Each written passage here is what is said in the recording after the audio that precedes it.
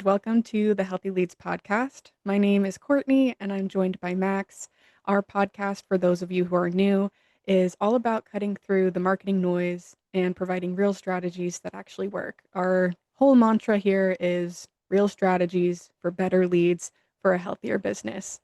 Today, all that we're going to be talking about is meta ads, and we'll be going into a deep dive on everything there.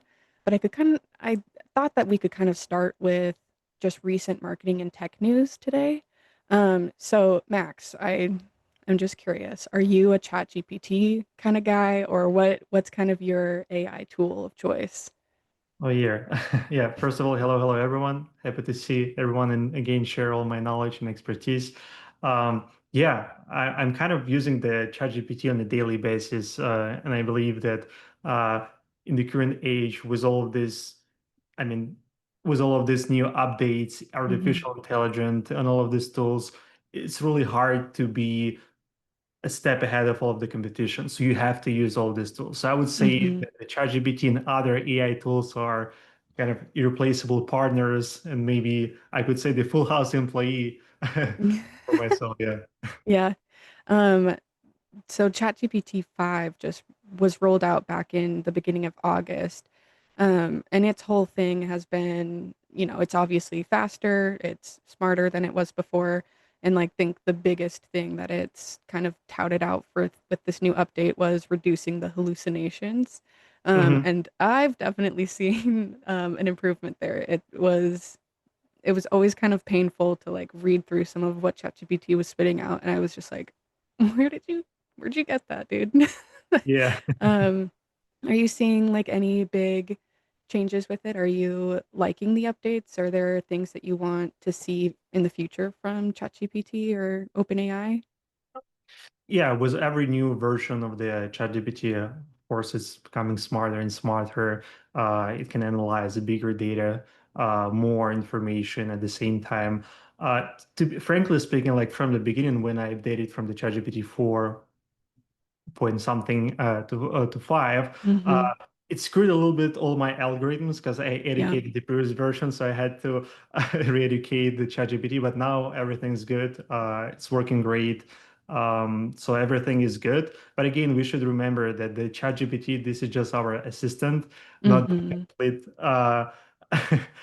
So we shouldn't kind of copy and paste specifically exactly what the ChatGPT says. Right. I really like to add some authentic my personal touch there, every time when I, let's say, do the ad copy, or I do some script, or I ask them some questions and I need an answer. Sometimes even my clients ask the question, so I ask the chat gpt, uh, Mm-hmm. let's be honest, we all use the chat gpt for this, right? But still I kind of proofread it. I add my uh, kind of my voice, how I would answer my words to make it Mm-hmm. more genuine, to make it more authentic. Yeah, yeah, I agree completely. Like the updates are great, but you know, the your brand always needs a human voice regardless of anything. Also that's relatively new within the market is the Google VO3. Have you played around with that at all? Yeah, I actually tried it for multiple clients. And at first, when they just released it, it was very cool. Like almost no one actually used it. Mhm. So we started creating all these different video ads, and they were performing very great. Like the Mhm. performance, the click-through rate, the conversion rate was amazing. Mhm. But during the time when everybody started, over the time when everybody started to kind of test and play around with this VO3, we started seeing all of these different ads around the internet created by the AI, and Yep. the performance started to go down for all of these ads because people started recognize that, okay, so this is the AI, I already know it. Mhm. So there is no a wow effect when you see the monkey talking to you, or the child, cruising on Yeah. the airplane somewhere and selling you something. So I would say yes, we're still using the VO3, but in combination with other tools. Yeah. Because if you really want to make it stand out from all of these general AI generated ads, so it's very great if you, let's say, for the voice, right? Because Mhm. currently the current version, at least the current version of the VO3, you can actually hear that this is the AI, and you can hear like the tone of the voice and everything.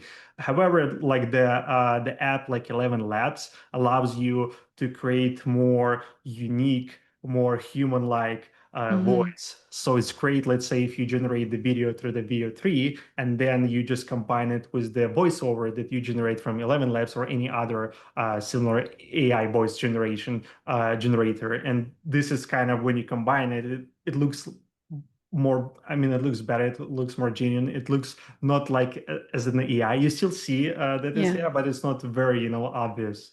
Yeah. When it comes to the AI video stuff, I just think about like I think it was maybe a year ago, the video of Will Smith eating spaghetti, Yeah. and it was just like a monstrosity.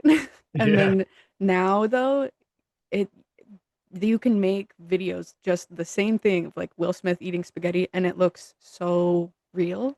Like it's really cool for, marketing obviously because this can be a cheaper option for people to test like ad variations, but it's also like scary because you're just like you can create anything now. It's kind of Yeah. crazy.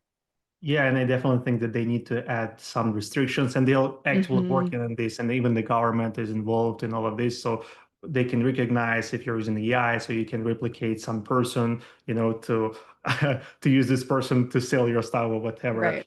So I really do believe that they need to add more restrictions. But yeah, I even heard that the Hollywood for the movie creation, they are starting to using it so for some scenes, they're starting Yeah. using the AI because it's cheaper, it's quicker. Mhm. So yeah, I think like in maybe 1 year, 2 years, imagine if what we saw like a year or 2 year ago, it was like not realistic. Now it's Yeah. almost realistic. What's going to happen in like 1 to 2 years? So Yeah, probably you you won't won't be able recognize the to difference. to discern it. You won't be able to tell if it's AI or real. Like that's just the way that it's going, you know? Exactly. Yeah. Um, the other thing that I kind of wanted to talk about, which kind of, will segue into our main topic is Meta's Advantage Plus updates. So, I mean, for anybody who's not kind of aware of like Meta, they have AI integrated within their ad platform, and it's called Advantage Plus, and so it can help with, finding more targeted audiences. It helps with the creative stuff is crazy. Like it's Yeah. kind of the same kind of thing. A couple of months ago, it was not that great, and now it's pretty insane. So you can upload a image and it'll just completely rework it and it'll do like different text, a different main image, it'll adjust the background. You can obviously like tweak it however you want, Yeah. but that like is so it's such a game changer for especially doing A/B testing. Like instead of going in and redoing things over and over again, you can really just do it all in from one place, which is awesome. Have Yeah. you been playing around with that, Max? Yeah, absolutely. I mean, we're running Meta, so we're constantly uh, using all of these tools. So Mhm. regarding the Advantage Plus, definitely, even if you compare like 2, 3 months ago, I can see the progress. I can see it how the algorithm is becoming so smarter and smarter.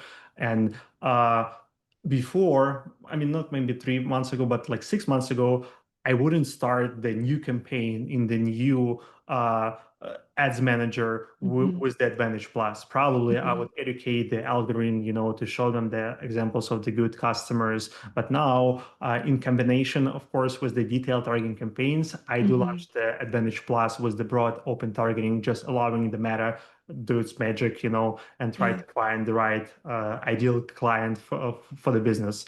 Uh, Yeah. it's still not perfect, so it works for some businesses, like more commodity businesses, yes, more Mhm. uh, niche businesses, like when it's, I don't know, when it's, let's say, the software for logistic for specific company size, it's still like having some troubles to find the right audience. But yeah, it's a great tool. The Meta now have a billion data points, and all of this data is integrated with the AI, so just making the advertising even better. So Yeah. I wouldn't say it's easier for us, but it's just more targeted now. So it's great Mhm. for the businesses, to it's easier to get the first results rather than when it was before when you have to tweak all of the things manually and Yeah. do so many tests. So yeah, Yeah. now it's quicker to get the first results. Yeah.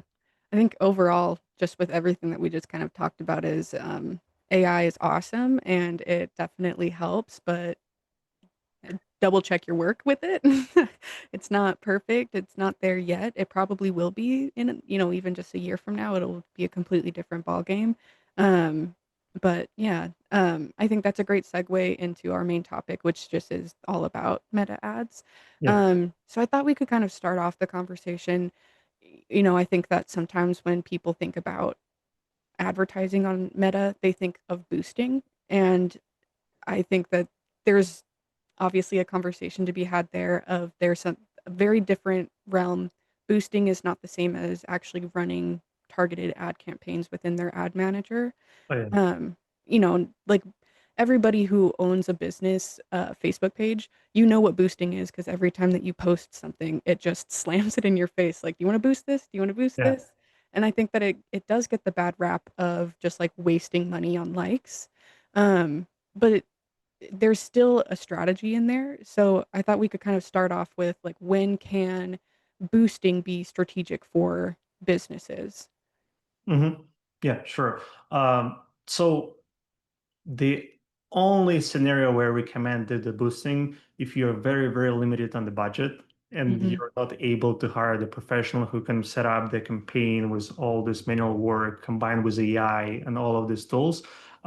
Probably the good solution for this kind of start is to boost the post. Hmm. And I had a lot of clients who started with boosting the post. Majority of them are just complaining because they're not able to see the actual result. They can see the clicks, right? They can see cheap Hmm. clicks, and at first they're thinking, "Oh, I just generated like 1,000 clicks," but these clicks were not converted to the sale. They were not converted to the submitted application. And the whole point of Yeah. advertising is to bring the client to buy the product or submit the application or sign up for something, right? So that's why my answer will be it's good to start, but eventually I highly, highly recommend to try more advanced options with the ads manager where you have so many different tools that allows to set up ads professionally. Yeah. One of the strategies that we do here at Ellington is I agree. I mean, the boosting is more for what I would say is like brand awareness or, you know, helping your good like your well-performing posts do even better. So one Yeah. of the strategies that we do, for example, is, we'll create a social media schedule. We'll post for a full week, and then the next week we'll go and look at how those posts performed, and then we'll go in and do a small budget of boosting on the best performing posts just to get it out there. There's no need to waste money on the things that aren't producing Yeah, results, exactly. but Brand if awareness. Yeah. yeah, if you're performing well on a post, throw a couple of bucks at it and get it in front of more audiences. Um, you know, what's the difference between like boosting posts versus the ads manager? Mhm. So I would say the boosting post is just kind of more simple version to start running ads. Because when you Hmm. put the post, first of all, it has to be the post that you already have inside of your Instagram profile, right, or the Facebook profile. So you're not able to upload a completely new videos or carousel or different variations to test multiple to A/B test different variation of this. It just has to be simply your post that you already published. So this Hmm. is the first constraint, you're very, very limited. When you set up the actual targeting, you're also limited on the actual, so you're not able to optimize for specific events, like for submitted application on the website or for the specific sale for this product. You can just select the general th- either your the brand awareness or the traffic campaign or the clicks. Hmm. So, but versus the Facebook Ads Manager, you can select manually. Like there is so many, you can optimize for a specific submitted application for this specific page. So you want to have more Hmm. people to submit here. And also regarding the interest. So with the boosting post, yes, you can select the interest, you can select the gender, you can select the age, more basic stuff. But for the interest, there you're very, very limited. Versus Hmm. with Ads Manager, you have like thousands of different interests and you can combine, mix and match them. You can exclude certain people, include, narrow down the audience. Let's say if you want to show specifically, I don't know, for this kind of interest, I don't know, for restaurants, and inside of restaurants, you only want to show to the CEO of the restaurants and the CEOs of the restaurants who actually travel frequently. So you can do this only with the ads manager. Uh, Hmm. so that's Yeah. why uh, there is nothing wrong with the boosting post, more for the brand awareness to just to showcase your product or whatever. But if you really want, since I'm more kind of performance marketer, right? It's targeted for the end result. And for me, for majority of my clients, it is either the sale or submitted application. So we're trying to generate the ROI from every click, Hmm. right? Yeah. So that's why the ads manager, this is the go-to. Um, Hmm. if you want the Yeah. detailed setup. It it kind of all starts with like your what your objective is for running ads. Yeah, yeah, So can you kind of break it down for me? What's your best practice when if someone's their goal is more conversions, more leads, what's kind of your best practice to set up a new meta ad campaign for that specific goal? yeah. All of my campaigns, the objective for the campaigns are either the lead generation or the sales. I'm Hmm. not using any engagement or visibility or anything, just simply because all of my clients, they're not looking for just more eyeballs, Yeah. just to see the product. They're looking for the final result. They're expecting the sale. And Hmm. so if I'm going to launch, and by the way, I did so many different tests launching the different strategies.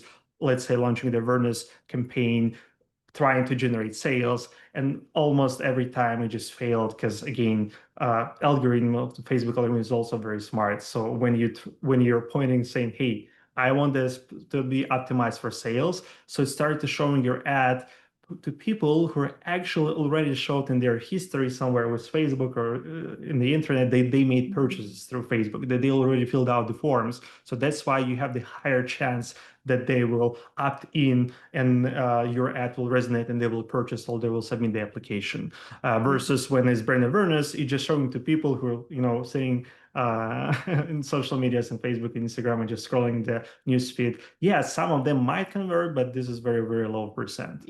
Right. However, I Okay. heard that a lot of the large brands, like who has millions of dollars, 10 million, dozens of million dollars, they're actually using the brand awareness because their Hmm. audience is very, very limited. So they Hmm. already, let me correct myself. So they're using the awareness campaigns, the traffic campaigns in the combination with the lead generation and sales. Because for the Right. lead generation and sales, there's limited amount of people who are in the stage, if you remember from our previous podcast, in the stage ready to purchase, ready to buy. And majority of people, they're not even aware about the problem or about the product. And so this is where they use these traffic campaigns because they're cheaper to generate clicks, to generate these eyeballs, and then Hmm. they convert this awareness to the lead campaign. So they use it kind of the funnel approach inside of the ads manager. Yeah, but I don't think that that would be for most businesses, I don't think that that's a practice that'll make total Yeah, sense. I mean, I think engagement campaigns do make sense to if you're a brand new startup company and you don't have any followers or any likes or yeah. anything like that, it makes total sense to run an engagement campaign to just build that brand awareness.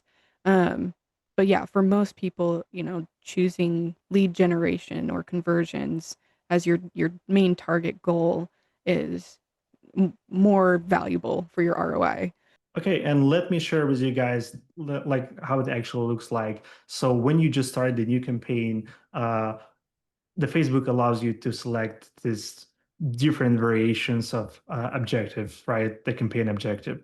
So my recommendations for majority of the clients, for the majority of the small businesses or medium-sized businesses, are select in between the leads and sales. So Mhm. if you're looking for getting submitted applications, so let's say if you're closing someone for the free estimate for the consultation, so you should better select the leads because this is where you optimize for the form submission or the website submission. If you're Mhm. actually selling some physical product, and we can track and we can set up the tracking to track the sales, so you should select the sales objective.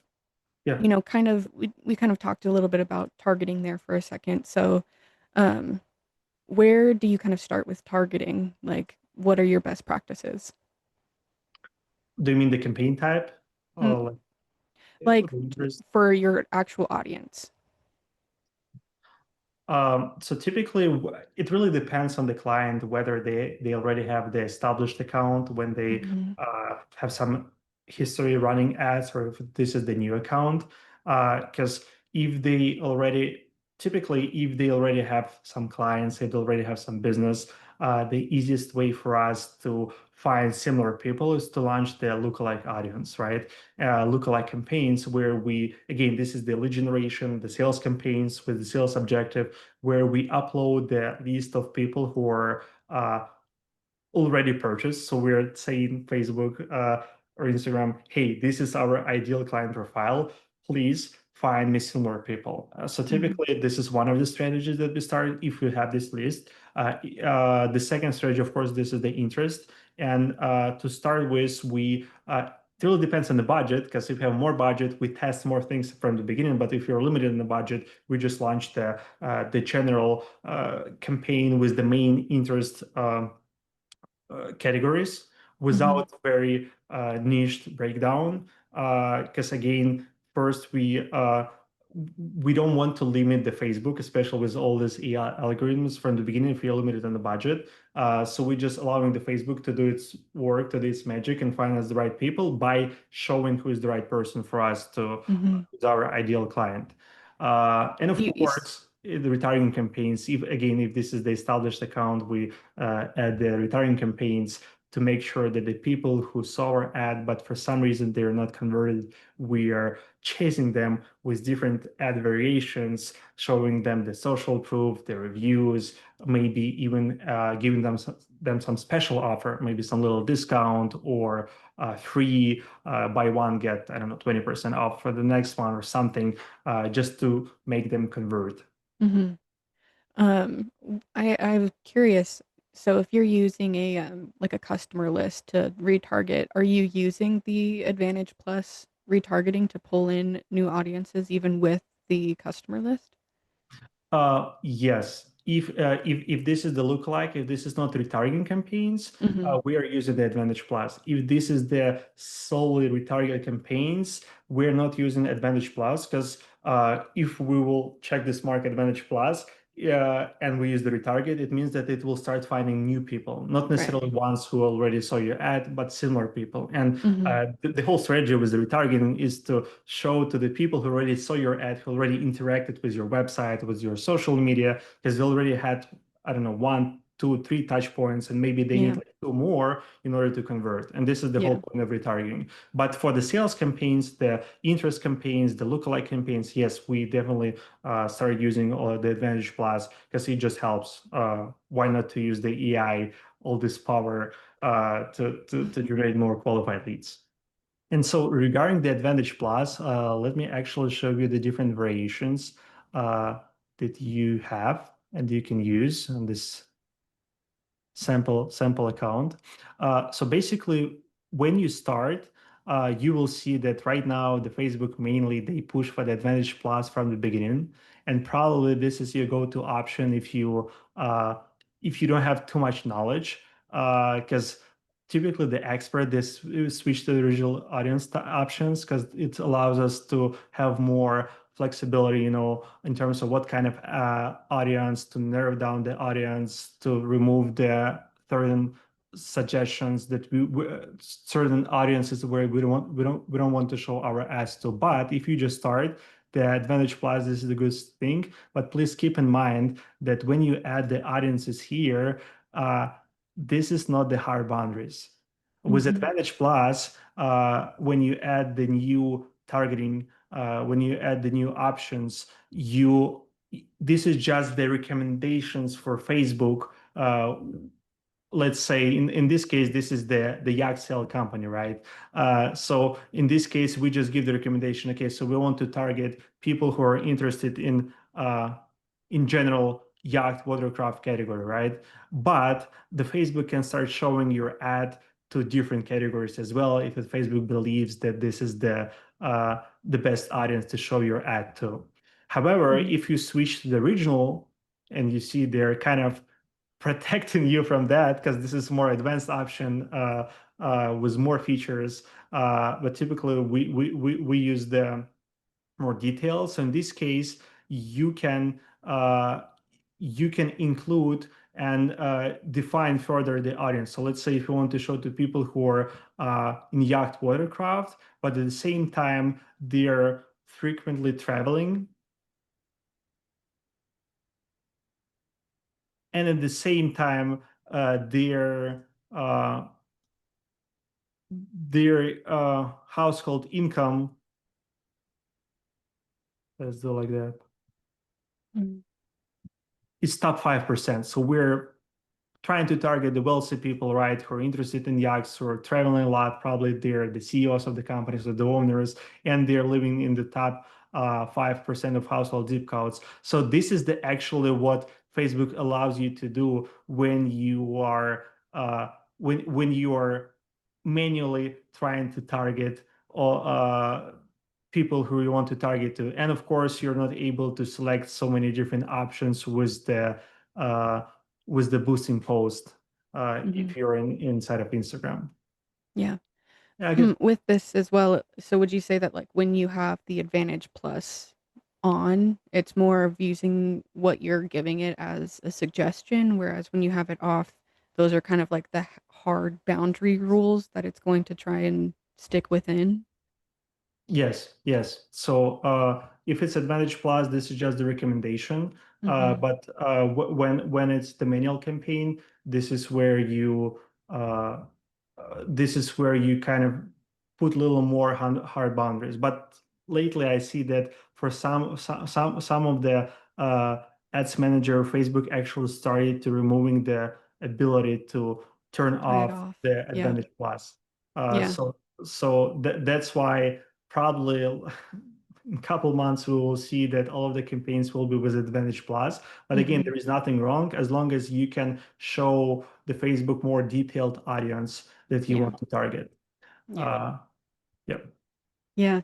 Do you start with a lookalike audience from the very beginning for campaigns like that?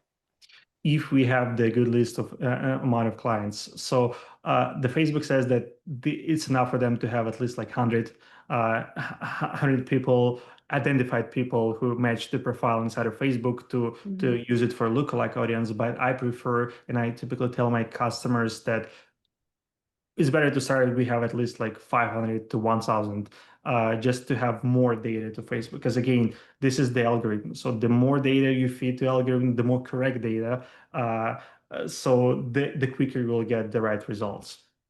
So, what do you suggest for people who don't have a list at all? Like, do you have like any kind of tips? Like, for example, we have a client who gave us a list of like 50 locations, and they were Yep. like, we want to target all of these locations. And then when I started plugging them in, I was like, these are all within like 10 miles of each other. We could just do one location in like a 50-mile radius and Yeah. it'll cover the majority, or if not all of them, in this one area. So what's kind of your best practice there with like finding locations and interests and demographics and all of that? Yeah. Again, like for the last year, probably my first start before I even do any kind of research, I just go to the chat GPT and Mhm. ask the question. I just uploading as many information as possible. Like Yeah. this is my client, this is their ideal client profile, this is what they're selling, this is their price. Please give me some recommendations, what you're suggesting for us, who we should target. So, Mhm. and of course, I take it with a grain of salt, just for my information. Yeah. After that, I started doing the research for the market. But to make the story short, so if we don't have any list, like we don't have anything, we just started with interest.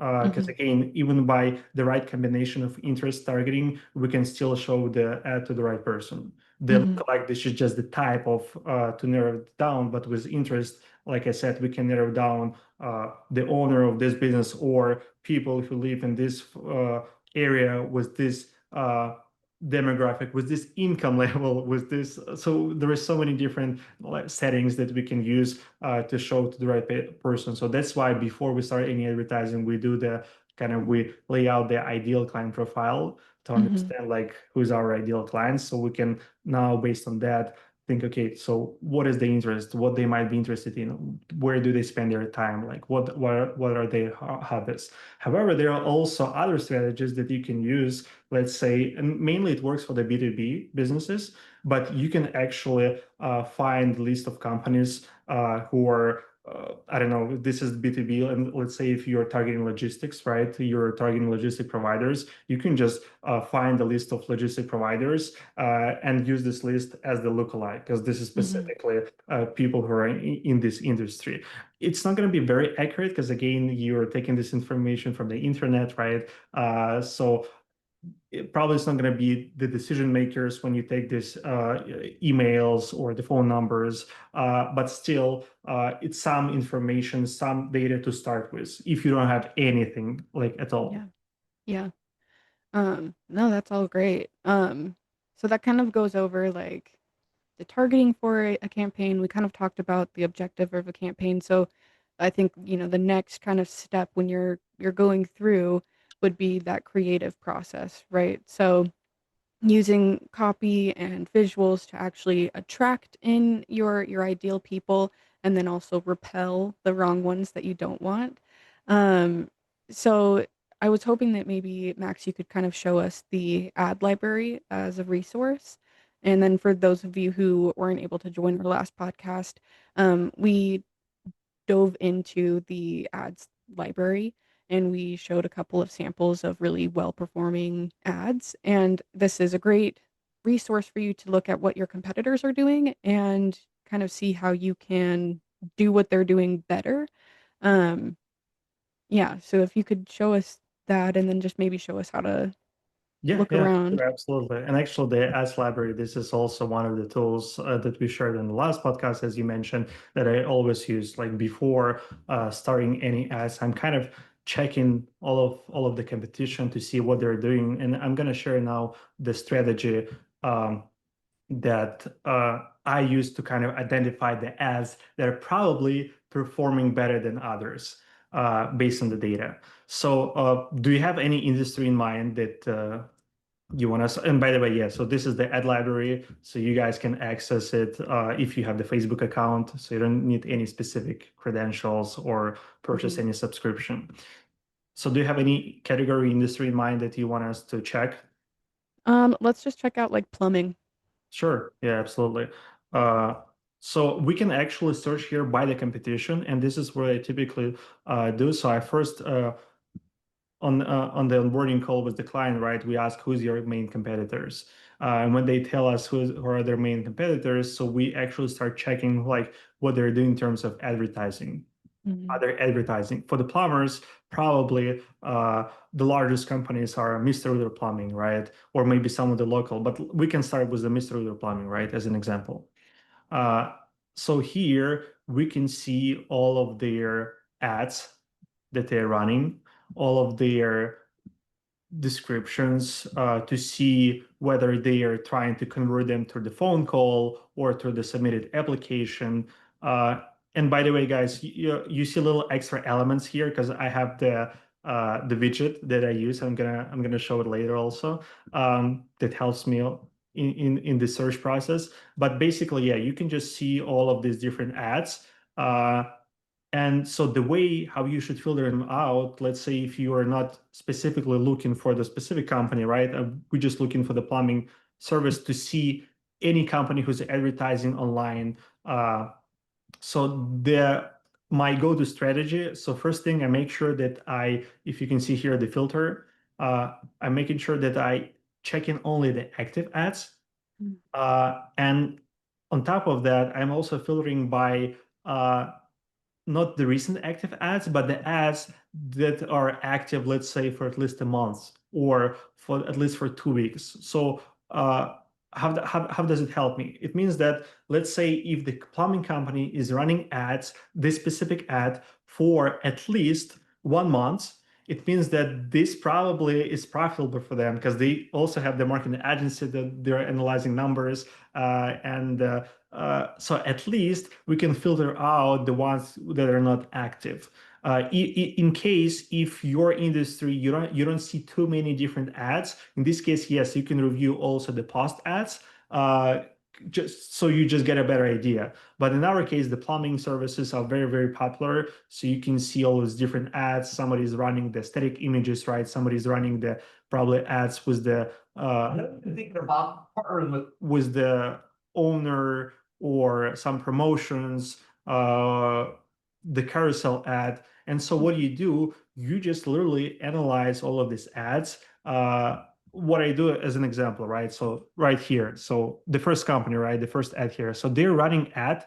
They started running this ad from August 1st and it's still active. It's active for 41 days, which means that probably if they're spending money on this ad, so generating them some leads.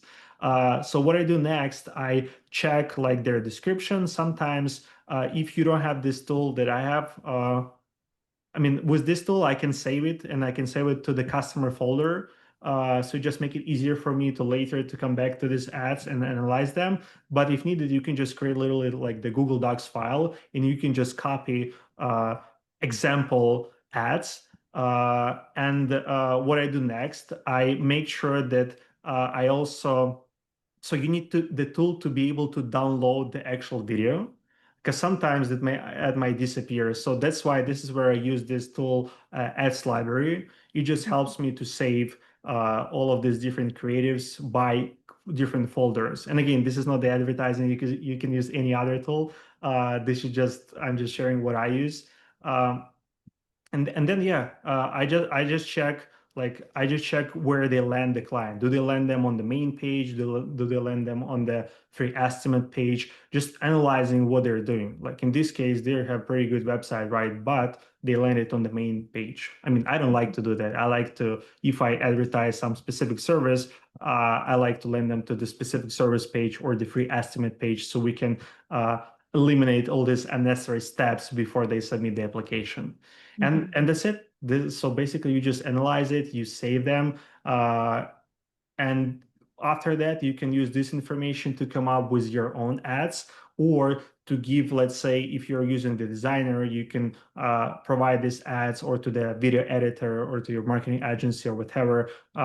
You just provide this information and to get some ideas to start with. Mhm. And then, of course, once you have these ideas, once you start testing, you kind of uh, pinpoint what actually works for you because this might work for I don't know for the Maryland right vacation, but it might not be working, let's say, in the Chicago area or Yeah. somewhere in the San Francisco area. So that's Mhm. why it's all done by testing. So that tool that you showed, the ads library, when you save an ad to it, does it like expire or does it just kind of save a copy of that in your folder? Yeah, so without this tool, I can show you. So without this tool, you won't see the save buttons. Mhm. It will be just pretty much the same, but without save. So you won't be Yeah. able to save it. So the only way for you to save in this case will be just to uh, Like either copy paste. either find it in their profile or just download the photo from here. But again, since I'm working Facebook on a daily basis, I just have this tool that helps me just to save them, to download them, Yeah. so I can easier find them later That's or cool. use them. Yeah. That's awesome. I like that tool a lot. That's really sick. Um, yeah, so the ads library is super awesome and it's a great resource for you guys to use when you're building out ads, just to kind of see what your competition is doing. Um, yeah, so Max, I was thinking that next we could kind of go over reporting. So, when you're looking at a campaign, what kind of dictates that you're seeing that it's successful versus it needs tweaking? Like, when do you kind of make that decision to adjust? Yeah. So the first step, what I do, first of all, I kind of before we even launch any ads, we set some KPI, right? So let's say, what is the appropriate cost per lead for us? How much are we able to pay for one submitted application for sale?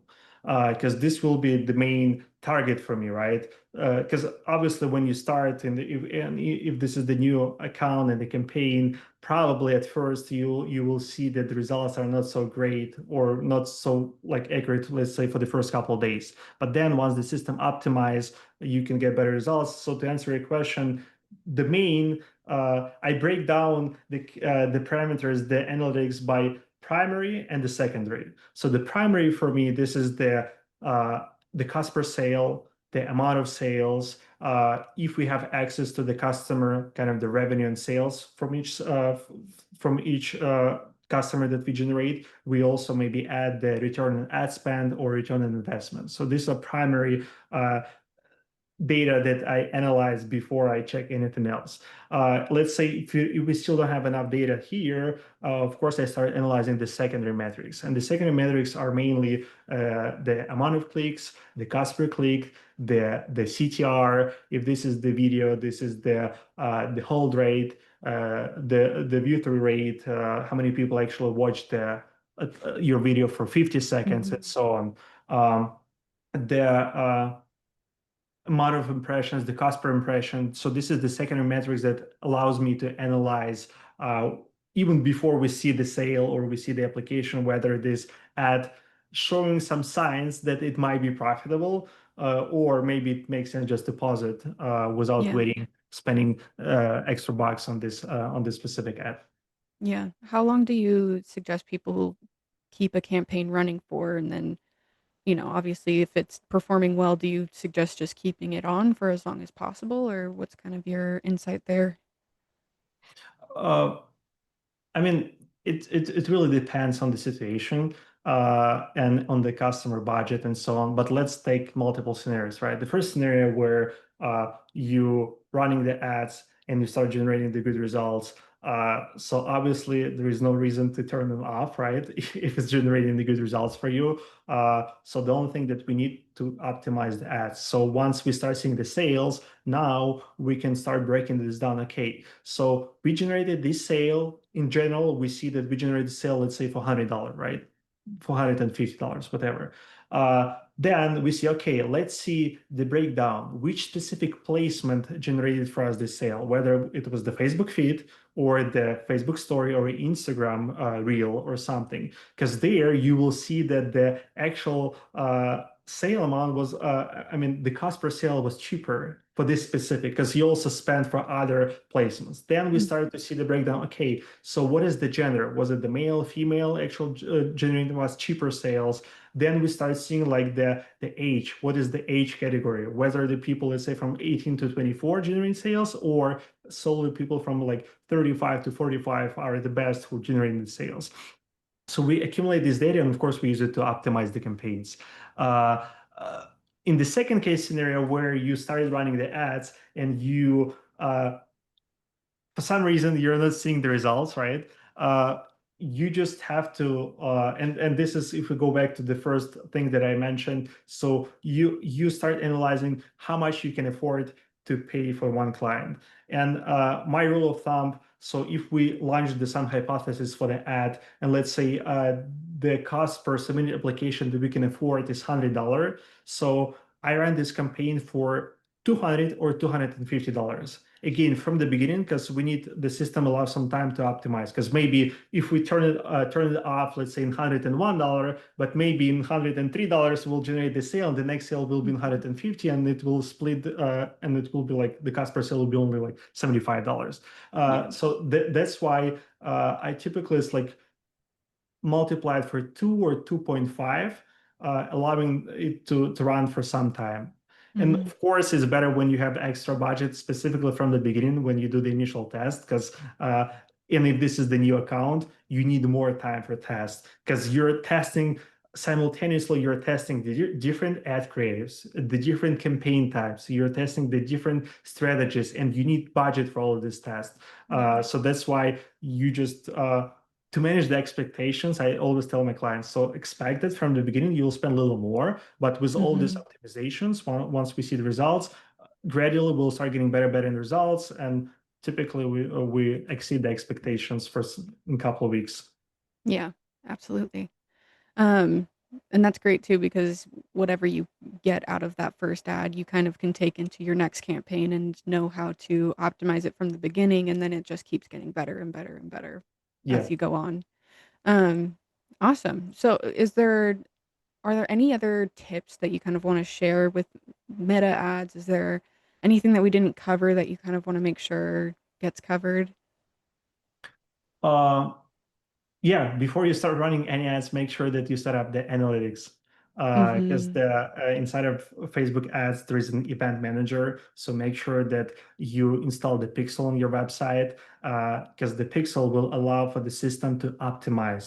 When somebody visits your website, the system triggers, the pixel triggers, okay, so this are people who are interested. When somebody submit the application, okay, so these are people who are actually leaving the request, they're submitting or buying. The people who are not leaving the request, the Facebook pixel and all this analytics allows you to retarget them. So my suggestion for you, for anyone who starts running ads, to make sure that you set up the analytics before you actually hit this launch button, because without that, probably you won't be getting uh, the best results possible, and Yeah. you need this data to analyze. Without data, marketing is nothing.